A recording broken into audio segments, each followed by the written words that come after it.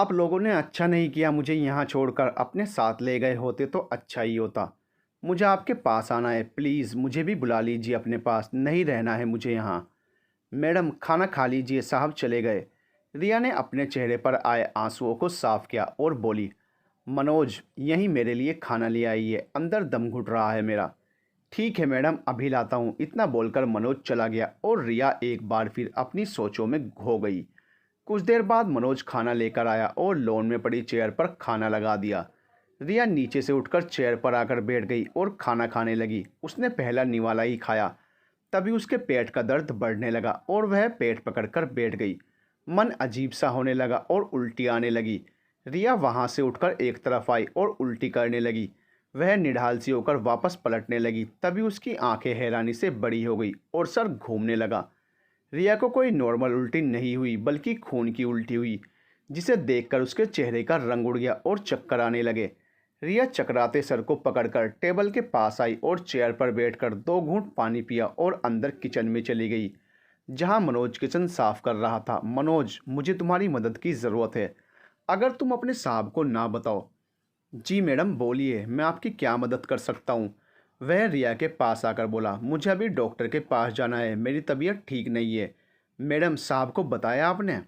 साहब को नहीं बताना है, मुझे हॉस्पिटल जाना है। तुम मेरे लिए कोई टैक्सी देख दो, मैं खुद ही चली जाऊंगी, लेकिन तुम रात से इस बारे में कुछ नहीं कहोगे।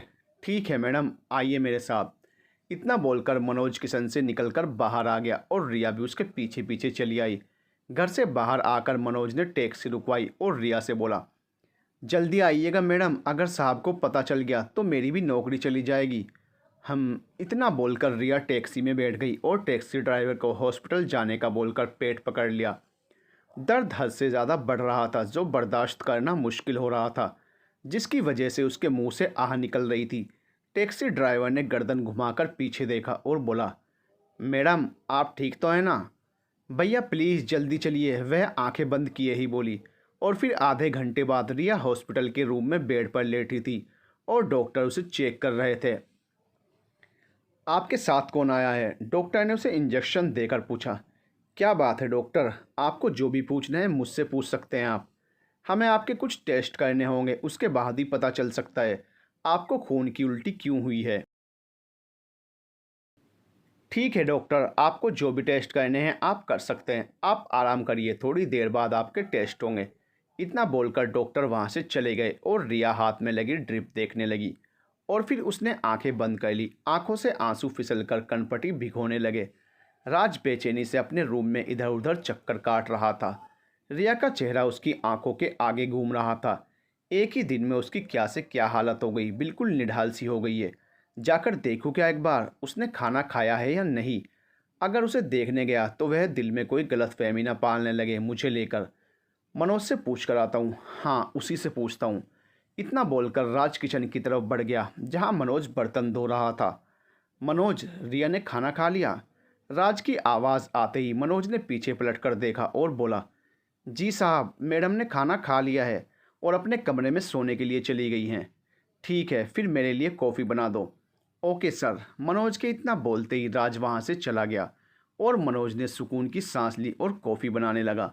अगले दिन 10 बजे डॉक्टर रिया के वार्ड में आए और रिया को बैठा देखकर मुस्कुराकर बोले, गुड मॉर्निंग, कैसी हैं अब आप?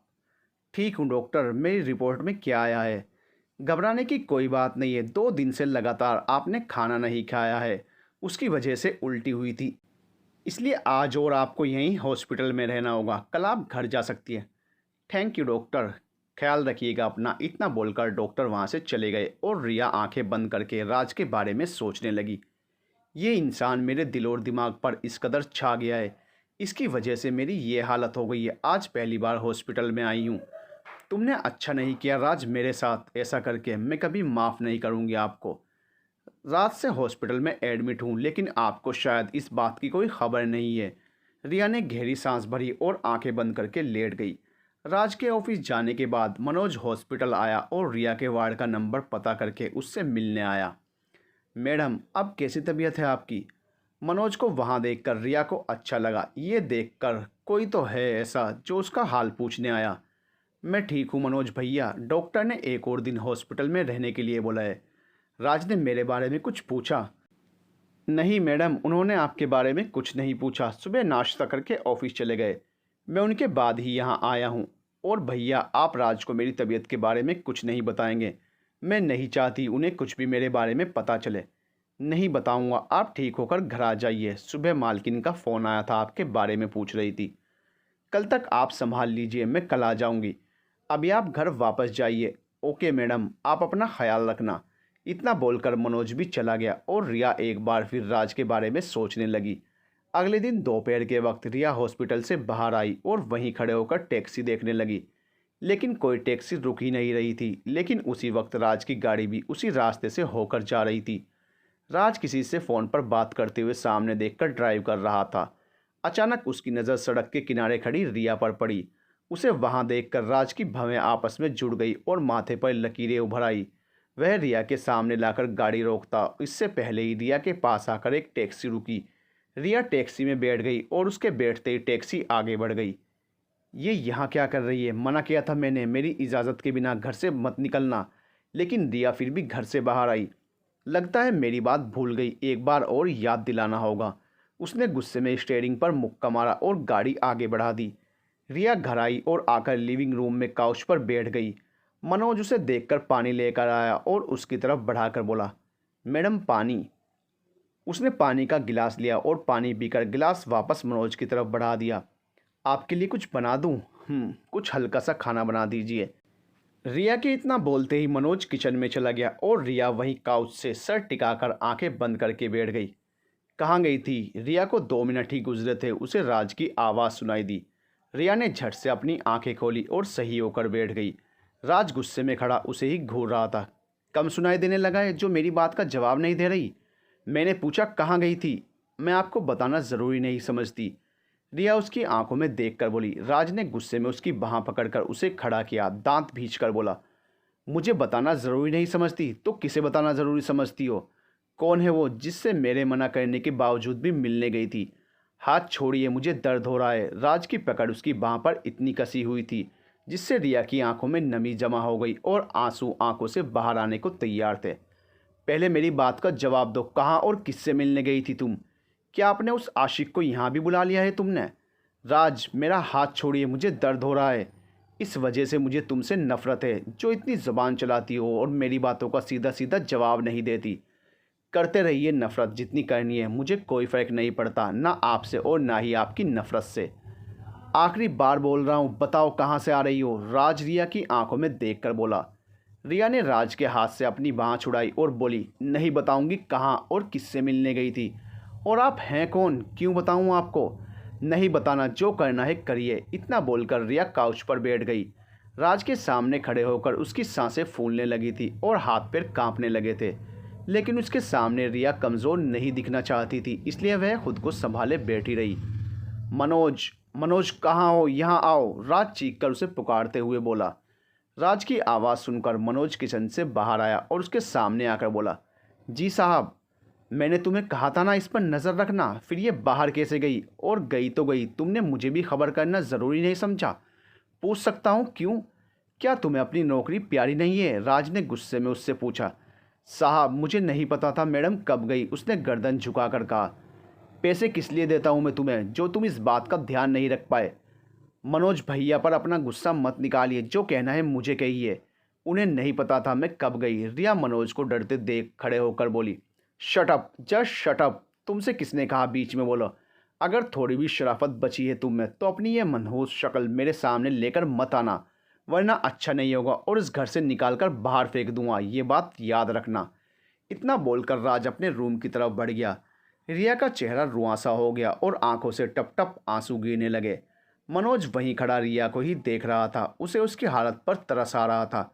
भैया, मैं गेस्ट रूम में हूँ, आप वहीं खाना भिजवा देना, उसने बिना मनोज की तरफ देखकर कहा और वहां से भागकर चली गई और गेस्ट रूम का दरवाज़ा बंद करके उससे ही टिककर खड़ी हो गई और मुंह पर हाथ रखकर रोने लगी।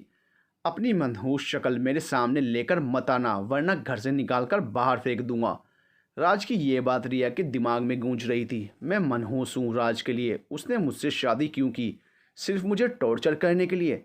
दादू, आपने किस अजाब में डाल दिया है मुझे, जहाँ से ना तो बाहर निकल सकती हूँ ना ही इसमें रह सकती हूँ। राज ऑफिस जाने के लिए सीढ़ियों से नीचे आया और बाहर जाने लगा, लेकिन मनोज को देखकर रुक गया। मनोज की नज़र भी जैसे ही राज पर पड़ी, उसके कदम भी रुक गए। उसके हाथ में खिचड़ी देखकर राज ने पूछा, ये किसके लिए लेकर जा रहे हो? रिया मैडम के लिए साहब। खिचड़ी क्यों, कुछ और नहीं बनाया तुमने? राज आंखें छोटी करके उसे घूरते हुए बोला, साहब मैडम की तबीयत ठीक नहीं है, 2 दिन से मैडम हॉस्पिटल में एडमिट थी, अभी कुछ देर पहले ही आई हैं। मनोज के इतना बोलते ही राज की आंखें हैरानी से बड़ी हो गई। हॉस्पिटल में एडमिट थी? तुमने मुझे ये बात क्यों नहीं बताई? राज दांत पीस कर बोला, मैडम ने मना किया था किसी को भी बताने के लिए, अभी कुछ देर पहले ही आई हैं और आपने उन्हें गलत समझ लिया। उनकी तबीयत ठीक नहीं है साहब। उसके इतना बोलते ही राज ने आंखें बंद करके गहरी सांस ली और बोला, कब गई थी रिया हॉस्पिटल और किसके साथ गई थी? जब आपने मैडम को डांटा था उसी दिन रात में गई थी और अकेले ही गई थी। ठीक है तुम जाओ। राज के इतना बोलते ही मनोज वहां से चला गया और राज ने गुस्से में अपने हाथ की मुट्ठी बनाकर जोर से दीवार पर दे मारी और 2-3 लंबी लंबी सांसें भरकर वहां से चला गया। रिया को मैंने हॉस्पिटल के बाहर खड़े देखा था, लेकिन मैं ये बात कैसे भूल गया और बिना सोचे समझे पता नहीं उसे क्या क्या बोलता रहा। एक बार जाकर देखता हूँ। इतना बोलकर राज के कदम गेस्ट रूम की तरफ बढ़ गए। उसने दरवाजे के बाहर खड़े होकर देखा, रिया खाना खा रही थी। उसे खाना खाते देख राज के चेहरे पर हल्की मुस्कुराहट आ गई और वह वहीं से वापस पलट गया। मैं कितना बड़ा बेवकूफ़ हूँ, उसकी मुरझाई शक्ल देखकर भी नहीं समझ सका वह बीमार है। मेरी वजह से वह हॉस्पिटल पहुँच गई और मुझे खुद को इस बात का अंदाज़ा नहीं था। अगर आज मनोज ना बताता तो कभी मुझे पता नहीं चलता रिया की तबीयत ठीक नहीं है।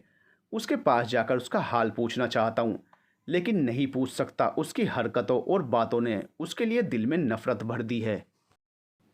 लेकिन इंसानियत के नाते तो उसका हाल पूछ ही सकता हूँ ना। ऑफिस से आने के बाद रिया से उसका हाल चाल जान लूँगा। अभी ऑफिस जाना ही ठीक होगा। इतना बोलकर राज ने गाड़ी ऑफिस की तरफ मोड़ ली। रिया खाना और दवाई खाकर वहीं गेस्ट रूम में सो गई। राज यहीं था और वह नहीं चाहती थी उसे पता चले वह तीसरी मंजिल पर बने रूम में रहती है। रात को राज के सोने के बाद वह ऊपर चली जाएगी और वहीं सुकून से रात में सोएगी। राज ने उसे जो धोखा दिया वह उस धोखे को कभी नहीं भूल सकती और ना ही उसे माफ़ कर सकती थी। जितनी जल्दी हो सके यहाँ से और राज से दूर जाना होगा। वह इस घर में घुट घुट कर मरे, इससे अच्छा उसका यहाँ से चला जाना ही सही रहेगा। कम से कम वो वहाँ अकेले ही सही इस टॉर्चर से तो बच जाएगी। एक बार यहाँ से चली गई उसके बाद न राज से कभी मिलेगी और ना ही कभी उसकी शक्ल देखेगी। रात गए उसकी आंख खुली, खुद को वह बहुत हल्का महसूस कर रही थी। उसने अपने बालों का जूड़ा बनाया और उठकर वॉशरूम में चली गई और थोड़ी देर बाद रूम से बाहर आई और किचन में आकर अपने लिए चाय बनाने लगी और चाय लेकर लॉन में पड़ी चेयर पर बैठ गई। यहाँ सुकून था और ठंडी हवाएं चल रही थी जो मन को बहुत ही सुकून दे रही थी। रिया ने आंखें बंद करके गहरी सांस ली और चाय पीने लगी। राज की गाड़ी पोर्च में आकर रुकी। रिया ने उसकी गाड़ी आते देख ली थी, लेकिन उसने एक बार भी उस तरफ नहीं देखा और सामने देखकर चाय पीती रही। राज गाड़ी से उतरकर लॉन की तरफ बढ़ गया और रिया के पीछे खड़े होकर बोला, यहाँ क्या कर रही हो? अब अपनी मर्जी से मैं यहाँ बैठ भी नहीं सकती, इसमें भी पाबंदी है? उसने बिना उसकी तरफ देख कर कहा, बैठ सकती हो, यहाँ बैठने में कोई पाबंदी नहीं है। इनफैक्ट पूरे घर में कहीं भी जा सकती हो सिवाय मेरे रूम के। राज उसके सामने पड़ी चेयर पर बैठकर बोला, बेफिक्र रहिए, नहीं जा रही मैं आपके रूम में। तुम्हारी तबीयत ठीक नहीं थी, तुमने मुझे बताया क्यों नहीं? राज ने गहरी नज़रों से उसे देखकर पूछा। रिया ने गहरी सांस भरी और बोली, आपको मेरी फिक्र करने की ज़रूरत नहीं। क्यों ना फिक्र करूं, तुम मेरी जिम्मेदारी हो। अगर तुम्हें कुछ हो गया तो मैं सबको क्या जवाब दूंगा, स्पेशली तुम्हारे दादू को। मैं किसी की जिम्मेदारी नहीं हूँ। जिन लोगों की जिम्मेदारी थी वो लोग अपनी जिम्मेदारी निभा चुके हैं। अब मैं खुद की ही जिम्मेदारी हूँ, इसलिए आपको मेरी फ़िक्र करने की ज़रूरत नहीं है। इतना बोलकर रिया उठ खड़ी हुई और जाने लगी, लेकिन फिर वह रुककर राज से बोली, मेरी शक्ल मनहूस है ना, अब मैं आपके सामने नहीं आऊँगी। इतना बोलकर वह जाने लगी। तभी राज ने उसकी कलाई पकड़ ली, जिससे रिया के कदम वहीं रुक गए, लेकिन उसने गर्दन घुमाकर राज की तरफ नहीं देखा। कल मेरी एक दोस्त लंच के लिए आ रही है, तुम मनोज के साथ लंच बनवाने में मदद कर देना। उसके बाद चाहो तो अपनी शक्ल मत दिखाना। इतना बोलकर राज ने उसकी कलाई छोड़ दी। रिया की आंखों में नमी जमा होने लगी। वह रोती इससे पहले रिया वहां से अंदर बढ़ गई और गेस्ट रूम में आ गई। राज ने बालों में हाथ फिराया और चेयर से उठकर अंदर की तरफ बढ़ गया। रिया से वह प्यार नहीं करता था, लेकिन पसंद ज़रूर करता था। आज से नहीं बल्कि बहुत पहले से, लेकिन रिया की हरकतों की वजह से उसके दिल में जो थोड़ी बहुत फीलिंग थी वो भी ख़त्म हो गई थी। आज उसके बीमार होने की खबर जब उसने सुनी, एक पल के लिए उसके अंदर बेचैनी बढ़ गई, लेकिन दूसरे ही पल उसे ठीक देख कर दिल को सुकून मिला। वह खुद को वक्त देना चाहता था रिया को समझने के लिए, लेकिन वह नफ़रत और गुस्से में ये सब भूल गया और रिया को टॉर्चर करने लगा। इन सब से रिया को कितनी तकलीफ़ हुई ये बात वह नहीं जानता था। वह नाजुक सी लड़की इस कदर टूट जाएगी और बिखर जाएगी कि हॉस्पिटल पहुंच जाएगी, ये नहीं जानता था। अगले दिन रिया का मन तो नहीं था, लेकिन ना चाहते हुए भी उसे किचन में मनोज की मदद करनी पड़ रही थी। राज का पता नहीं ऐसा कौन सा दोस्त था जिसके लिए राज ने उसे खाना बनाने के लिए कहा। मनोज भैया, आप कब से इस घर में काम कर रहे हैं? रिया ने सब्जी काटते हुए पूछा। 5 साल हो गए मैडम। 5 साल से आप यहाँ हैं, फिर तो आपको पता होगा ना राज के कौन मेहमान आ रहे हैं? आज रिया ने उसके चेहरे पर नज़र जमा कर पूछा। राज साहब के साथ अक्सर एक लड़की आती है, शायद आज भी वही आ रही होगी। मनोज के इतना बोलते ही रिया की आंखें हैरानी से बड़ी हो गई। उसे समझ ही नहीं आया वह क्या बोले, इसलिए चुप होकर अपना काम करने लगी। मनोज भी उसे चुप देखकर अपना काम करने लगा। भैया, खाना सब बन गया है, मैं अपने रूम में जा रही हूँ। जो भी गेस्ट आए आप उनको सर्व कर देना। रिया अपने गीले हाथ दुपट्टे से साफ करते हुए बोली। मैडम साहब कहकर गए थे आप ही उनकी गेस्ट को खाना सर्व करें। मनोज के इतना बोलते ही रिया ने गहरी सांस भरी और वहां से तीसरी मंजिल पर चली गई और तेज धूप में रेलिंग से टिक कर खड़ी हो गई और नीचे देखने लगी।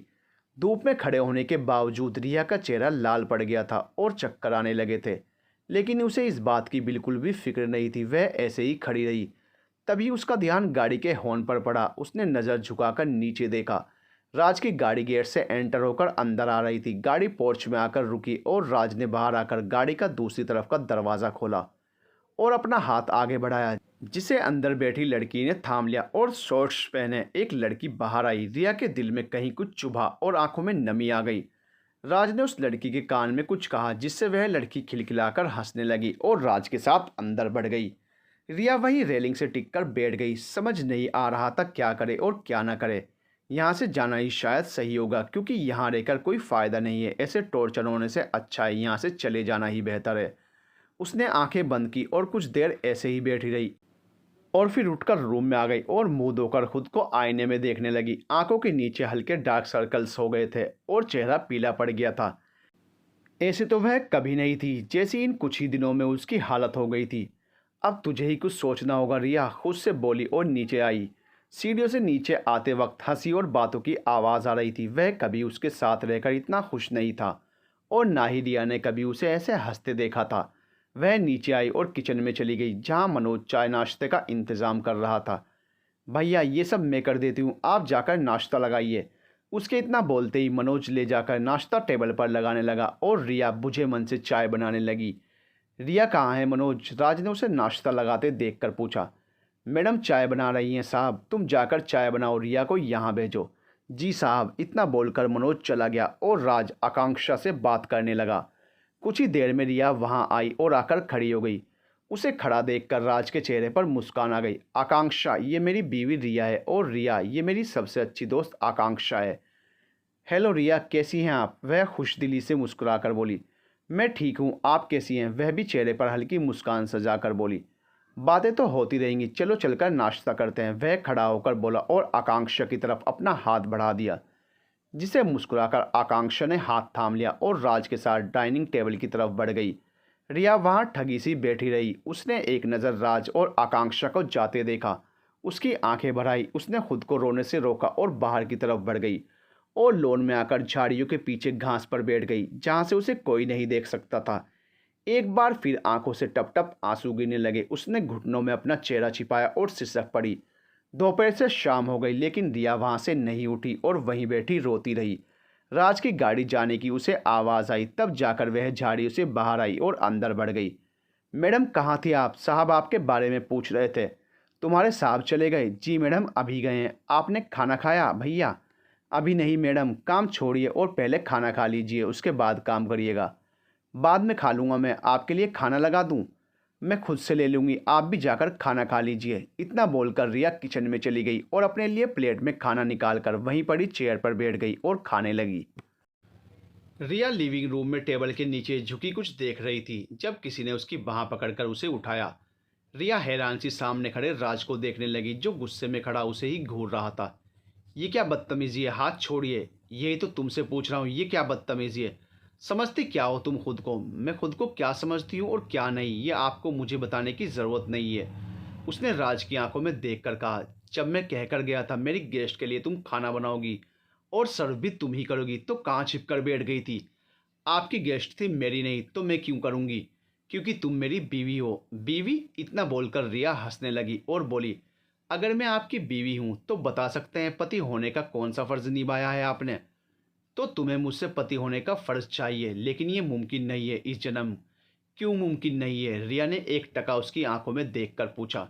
क्योंकि तुम इस काबिल नहीं हो मैं तुम्हारे करीब आ सकूं। नफरत करता हूं तुमसे, शदीद नफरत। राज ने भी उसकी आंखों में देखकर दो टूक जवाब दिया।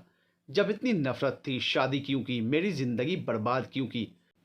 तुम यही डिजर्व करती हो। इस हाल में तुम्हें देखकर सुकून मिलता है। कब तक अपने दिल को मुझे टॉर्चर करके सुकून दिलाते रहोगे? मैं बहुत जल्द यहाँ से चली जाऊंगी। इतनी आसानी से तुम यहाँ से कहीं नहीं जा सकती। इसलिए यहाँ से जाने की बात दिमाग से निकाल दो। डिवोर्स चाहिए मुझे आपसे, कभी नहीं। मुझे अपनी ज़िंदगी में क्या फ़ैसला लेना है और क्या नहीं, ये आपसे पूछ कर नहीं लूँगी। जो भी तुम्हारे दिमाग में खिचड़ी पक रही है उसे पकने ना ही दो तो तुम्हारे लिए बेहतर होगा, वरना अच्छा नहीं होगा। इतना बोलकर राज ने झटके से रिया की बाँह छोड़ी और लंबे लंबे डिग भरते हुए वहाँ से सीढ़ियाँ चढ़कर ऊपर चला गया। रिया उसे जाता देखकर मन ही मन बोली, इतनी आसानी से आपको अपनी ज़िंदगी से ना तो खिलवाड़ और ना ही खुद को बर्बाद करने दूंगी। चाहे कितनी ही कोशिश कर लो, इतनी दूर चली जाऊंगी यहाँ से, कभी भी ढूंढ नहीं पाओगे मुझे। रिया ऊपर आई और दरवाज़ा बंद करके नीचे पीछे गद्दे पर आकर लेट गई और फ़ोन उठाकर विकी का नंबर मिलाया और फ़ोन कान पर लगा लिया। दूसरी तरफ विकी ने जैसे ही रिया की कॉल देखी उसने कॉल आंसर की और फ़ोन कान से लगाकर बोला, आज इस बंदे की याद कैसे आ गई मोहतरमा? मैं तुम्हें याद करती हूँ लेकिन तुम ही मुझे भूल गए। मैं नहीं भूला, तुम भूली हो, तभी तो अपनी शादी में भी मुझे नहीं बुलाया और उस रात से शादी का ली। खैर छोड़ो ये बात और बताओ क्या हुआ, तुम ठीक तो हो ना? आवाज़ इतनी उदास क्यों लग रही है तुम्हारी? मैं ठीक नहीं हूँ विकी और मुझे तुम्हारी मदद चाहिए। क्या हमें मेरी मदद की ज़रूरत पड़ गई? और तुम्हारा वो पति कहाँ है? वो सब बाद में बताऊंगी तुम्हें, पहले बोलो मेरी मदद करोगे तुम? बोलो क्या मदद कर सकता हूँ मैं तुम्हारी? मुझे यहाँ से निकलना है कैसे भी करके। मैं यहाँ नहीं रह सकती विकी, मेरी कुछ समझ नहीं आ रहा है। पूरी बात बताओ क्या हुआ है और तुम वहाँ से क्यों आना चाहती हो? राज मुझे टॉर्चर कर रहा है, मुझसे शादी करके उसने मुझे अपने घर में कैद कर लिया है। तुम मुझे यहाँ से निकालो प्लीज़, मैं नहीं रह सकती अब यहाँ, दम घुट रहा है मेरा।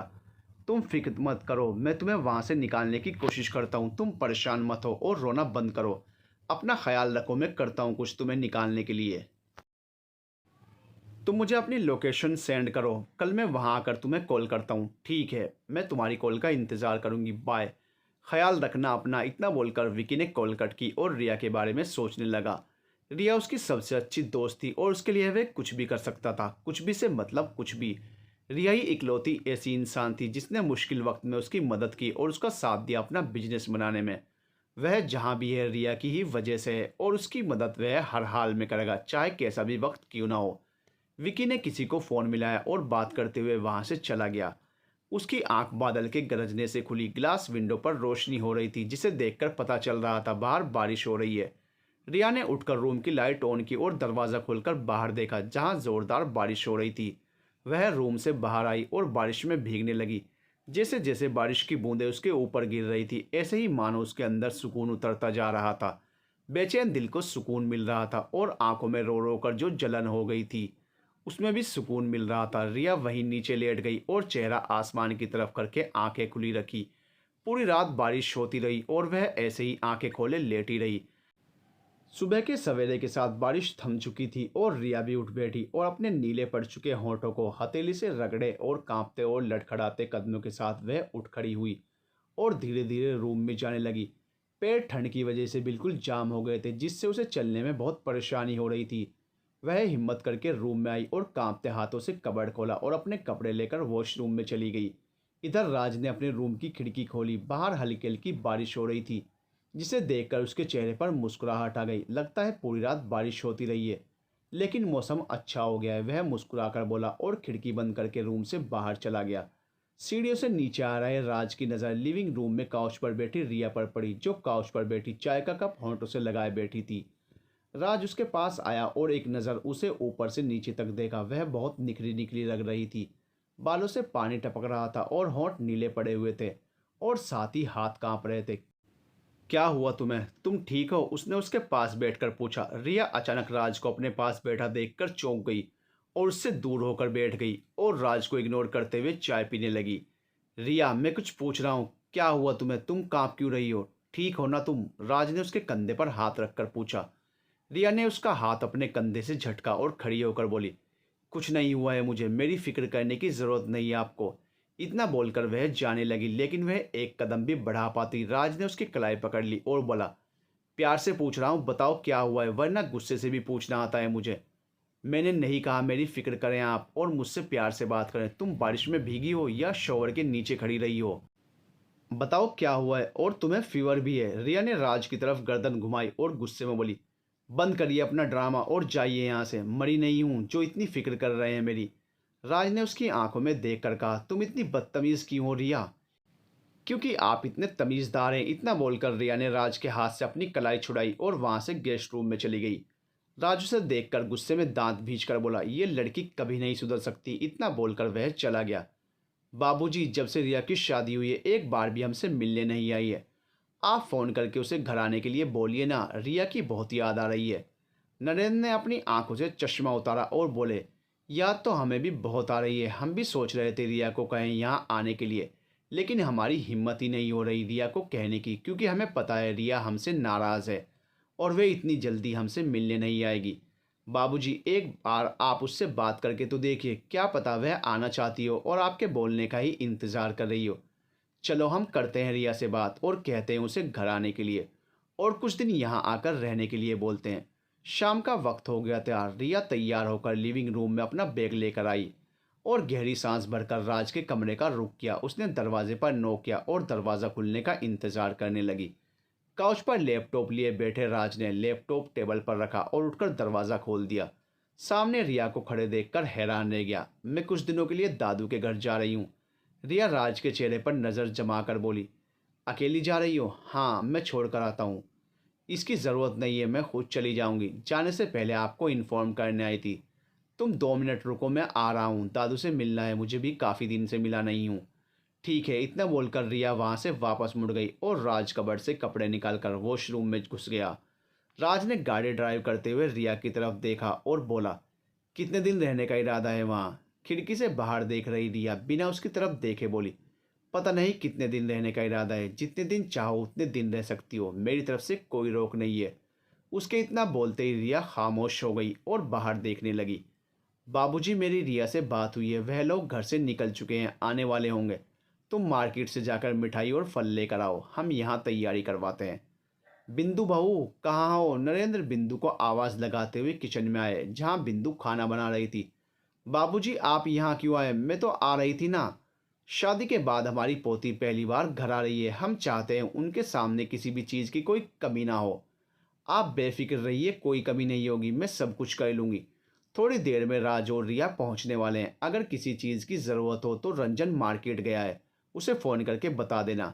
राज ने गाड़ी मार्केट में रोकी और दरवाज़ा खोलते हुए बोला, तुम यहीं बैठो, मैं आ रहा हूँ। इतना बोलकर राज वहाँ से चला गया और रिया वहीं बैठी सामने देखने लगी, जहाँ कुछ लोग खड़े आपस में बहस कर रहे थे। अचानक रिया की नज़र लोगों के बीच खड़ी एक छोटी सी बच्ची पर पड़ी, जो लगातार रो रही थी, लेकिन किसी का भी ध्यान उस बच्ची पर नहीं था। रिया गाड़ी से बाहर आई और उन लोगों के पास पहुंचकर बीच में खड़ी बच्ची को अपनी गोद में उठा लिया और उसे चुप कराने की कोशिश करने लगी। इधर राज ने गाड़ी की पिछली सीट पर सामान रखा और ड्राइविंग सीट पर बैठने लगा, लेकिन रिया को वहां बैठा ना पाकर वह हैरान रह गया और गाड़ी का दरवाज़ा बंद करके इधर उधर देखने लगा। ये लड़की कहाँ चली गई? अभी तो यहीं छोड़ कर गया था। राज परेशान होकर बोला और सामने लगी लोगों की भीड़ की तरफ बढ़ गया। उसने वहां भी चारों तरफ देखा, लेकिन वह नहीं थी।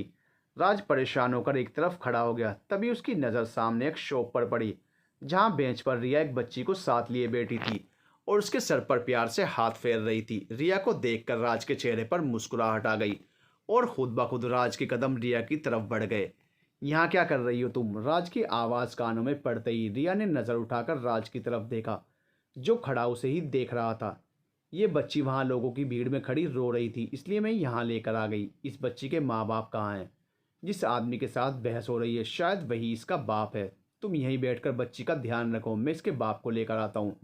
इतना बोलकर राज वहाँ से चला गया। रिया ने एक नज़र उसे जाते देखा और फिर बच्ची से बात करने लगी। थोड़ी देर बाद राज उस आदमी को लेकर आया और बच्ची की तरफ इशारा करके बोला, ये बच्ची तुम्हारी है? हाँ, ये मेरी ही बच्ची है, लेकिन आप लोगों के पास कैसे आई?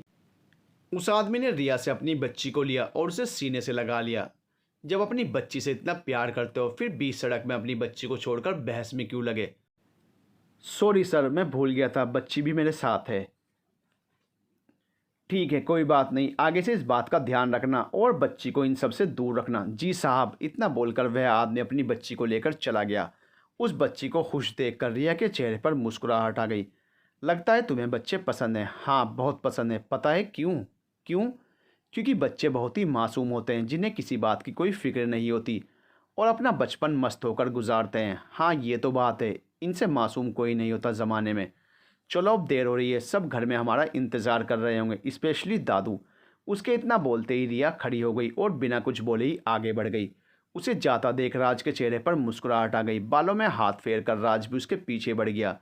रिया और राज घर आ गए थे। सबने बहुत ही शानदार तरीके से उन दोनों का वेलकम किया, जिसे देखकर रिया के उदास चेहरे पर मुस्कुराहट आ गई।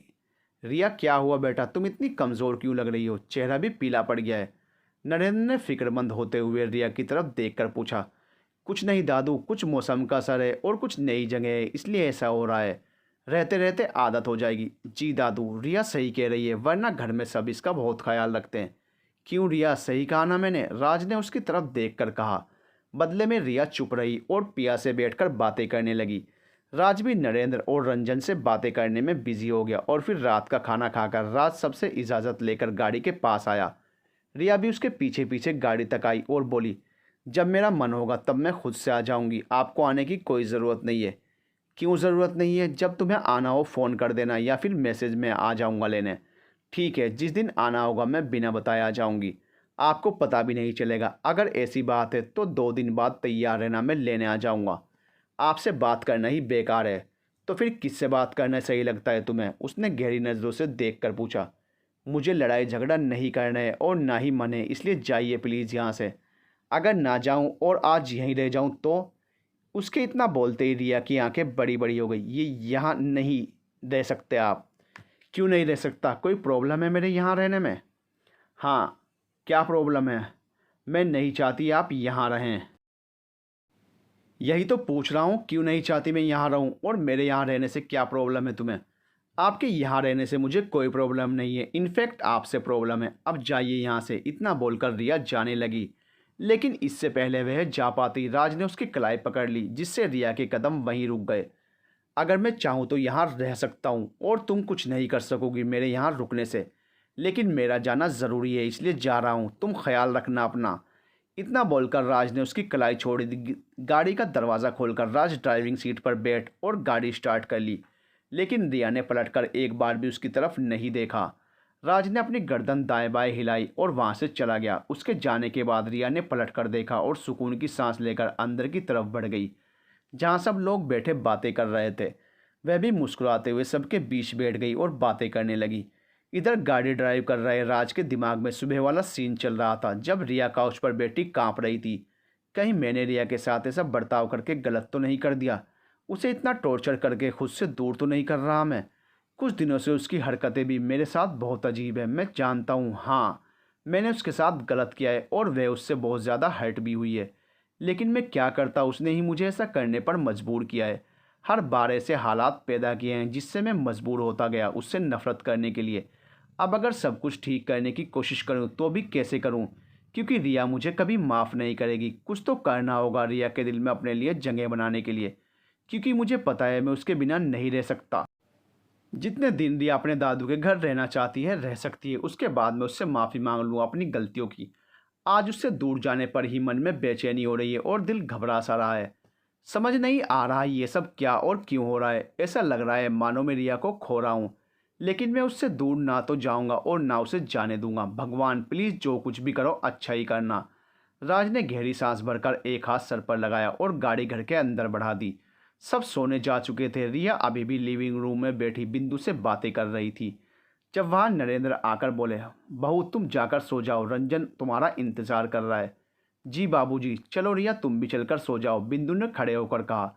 तुम जाओ बहू, हमें रिया से कुछ देर बात करनी है। ठीक है बाबूजी। इतना बोलकर बिंदु अपने कमरे की तरफ बढ़ गई और नरेंद्र वहीं रिया के सामने बैठ गए और उसके चेहरे पर नज़र जमाकर बोले, आज हमने आपकी और राज की आंखों में कुछ अजीब सा देखा, लेकिन क्या देखा यह हमें समझ नहीं आ रहा है। क्या हम पूछ सकते हैं आपके और राज के बीच में सब ठीक तो है ना, कोई दिक्कत तो नहीं है? राज तुम्हें खुश तो रख रहा है? नरेंद्र की बात सुनकर रिया की आंखें हैरानी से बड़ी हो गई। उसने खुद को संभाला और बोली, आपको ऐसा क्यों लगता है दादू, मैं खुश नहीं हूँ? क्योंकि तुम्हारा चेहरा सब कुछ बता रहा है। शक्ल देखी है तुमने अपनी, क्या से क्या हो गई है? दादू ऐसा कुछ नहीं है जैसा आप सोच रहे हैं। वहाँ मेरा मन नहीं लगता था और आप सबकी याद भी बहुत आती थी, इसलिए ऐसा हुआ है। लेकिन आप फिक्र मत कीजिए, मैं बिल्कुल ठीक हूँ। आपने एक ऐसे लड़के से मेरी शादी करवाई है जो बहुत अच्छा है और मेरा बहुत ज़्यादा ध्यान रखता है। मैं खुद शायद कभी अपने लिए ऐसा लड़का नहीं ढूंढ पाती जैसा आपने मेरे लिए ढूंढा है। हमें पता था राज आपके लिए एकदम सही लड़का होगा, इसलिए हमने उन्हें चुना आपके लिए और अब हम बहुत खुश हैं। तुम खुश हो? नरेंद्र के इतना बोलते ही रिया के चेहरे पर फीकी मुस्कुराहट आ गई। नरेंद्र उसके चेहरे की मुस्कुराहट देखकर मन ही मन बोले, भगवान लाख लाख शुक्र है आपका, हमारी पोती खुश है अपनी शादी से। हम तो ऐसे ही टेंशन ले रहे थे। हमेशा खुश रखिए हमारी रिया को भगवान, और इन दोनों को सलामत रखिए। काफ़ी रात हो गई है, अब तुम जाकर सो जाओ, बाकी बातें सुबह करेंगे। जी दादू। इतना बोलकर रिया खड़ी हो गई और गुड नाइट बोलकर अपने रूम की तरफ बढ़ गई। लेकिन दिमाग में नरेंद्र की बातें घूम रही थी। वह अपने दादू को और टेंशन नहीं देना चाहती थी, इसलिए रिया ने उन्हें कुछ नहीं बताया। अगर बता भी देती तो दादू क्या कह लेते। अब जो भी करना था उसे ही करना था। रिया अपने रूम में आई और विकी का नंबर मिलाकर उससे बात करने लगी। अगले दिन रिया घर से बाहर निकली और घर से थोड़ी दूर खड़ी गाड़ी के पास आई और उसका दरवाज़ा खोलकर बैठ गई और सीट बेल्ट लगाकर बोली, चलो जल्दी। उसके इतना बोलते ही विकी ने गाड़ी स्टार्ट की और गाड़ी आगे बढ़ा दी। अब बता कहाँ जाना चाहती है तू, मतलब कहाँ रहेगी? मुझे नहीं पता, बस मुझे इन सब से और इस शहर से बहुत दूर जाना है, जहाँ से राज मुझ तक ना पहुँच पाए। इस शहर में रहेगी या फिर इस देश में, राज तुम्हें ढूंढ कर निकाल ही लेगा। तो क्यों ना तुम कनाडा चली जाओ, जहाँ वह कभी तुम्हें नहीं ढूंढ पाएगा। कनाडा? लेकिन कैसे? उसकी तुम फिक्र मत करो, बस इतना बताओ अपना पासपोर्ट साथ लेकर आई हो? हाँ लाई हूँ साथ। फिर ठीक है, तुम 2 दिन यहाँ होटल में रहोगी, तब तक मैं तुम्हारे जाने का इंतज़ाम करता हूँ। लेकिन मैं वहाँ जाकर कहाँ रहूँगी? मैं तो वहाँ किसी को जानती भी नहीं। उसकी फ़िक्र मत करो, तुम्हारे रहने के लिए घर और जॉब का सब जुगाड़ कर दिया है मैंने। जुगाड़? कैसा जुगाड़? रिया ने हैरानी से पूछा। जुगाड़ मतलब इंतज़ाम। मेरी एक दोस्त है, मैंने उससे बात कर ली है। तुम उसके साथ उसके घर में रहोगी। वह भी अकेली रहती है और इंडिया से ही है, और उसी के ऑफिस में जॉब के लिए भी बात कर ली है। तुम्हें वहाँ जाकर कोई परेशानी नहीं होगी। तुम जब तक चाहो वहाँ रह सकती हो। Thank you so much Vicky, मैं बता नहीं सकती तुमने मेरी कितनी मदद की है। थैंक यू मत बोलो, तुमने भी मेरी मदद की हुई है, वो भी उस वक्त जब कोई मेरे साथ नहीं था, इसलिए थैंक यू मत बोलो। उसके इतना बोलते ही रिया के चेहरे पर मुस्कुराहट आ गई, लेकिन फिर वह विकी की तरफ देख कर बोली, विकी मैं अभी घर चली जाती हूँ, जब काम हो जाएगा तभी एयरपोर्ट आ जाऊँगी। अगर राज को मेरे यहाँ से जाने के बारे में पता लग गया तो वह मुझे कहीं नहीं जाने देगा, बल्कि बदले में घर में कैद करके रख लेगा। इसलिए वापस जाना ही ठीक है अभी।